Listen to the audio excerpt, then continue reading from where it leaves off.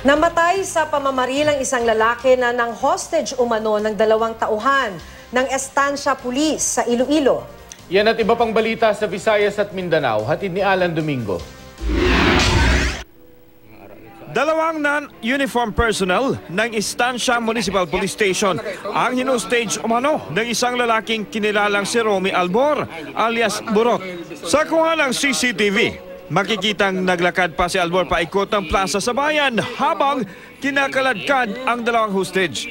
Ayon sa pulisya, nagsisigaw pa raw si Albor habang nilalahad ang kanyang demands. Sabi raw ni Albor, palayain daw sana ang 5 preso sa police station na inaresto raw dahil sa illegal na droga. Ilang beses nakipagnegosasyon ang mga pulis pero nagpaputok umano ang hostage taker kaya binaril at napatay ito ng pulisya. Ang mga tao sa plaza agad nagpulasan. Nasugatan sa insidente si Senior Police Officer 2 Richard Rufino at isa pang hostage na si Jerome Gelvison.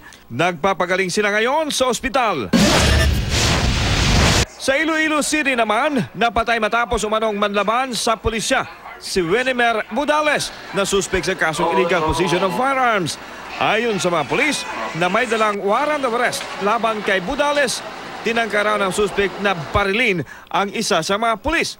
Kaya ang mga pulis napilitin daw barilin ang suspek. Kahit sugatan na raw si Budales, tumakbo pa raw siya kaya binaril ulit siya ng mga pulis. Nagtamo si Budales ng 9 na tama ng baril. Nakuha sa kanya ang isang baril at isang kutsilyo. Giit ng pulis, lehitimo raw ang kanilang operasyon at hindi umano nila sadyang pinatay ang suspek. Isang lalaki naman ang namatay sa pananaksak sa Zamboanga City.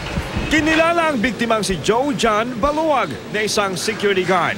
Nagtamo siya ng hindi bababa sa 4 na saksak sa iba't ibang bahagi ng kanyang katawan. Ayon sa ina ng biktima, nakatanggap si Baluag ng banta sa buhay matapos niyang mahuli ang isang suspek sa pagnanakaw. Nakulong daw ang naturang suspek at posible raw na nakalaya na ito at gumanti sa biktima. Patuloy ang imbestigasyon ng pulisya. Yan ang mga balita sa Visayas at Mindanao. Alan Domingo reporting.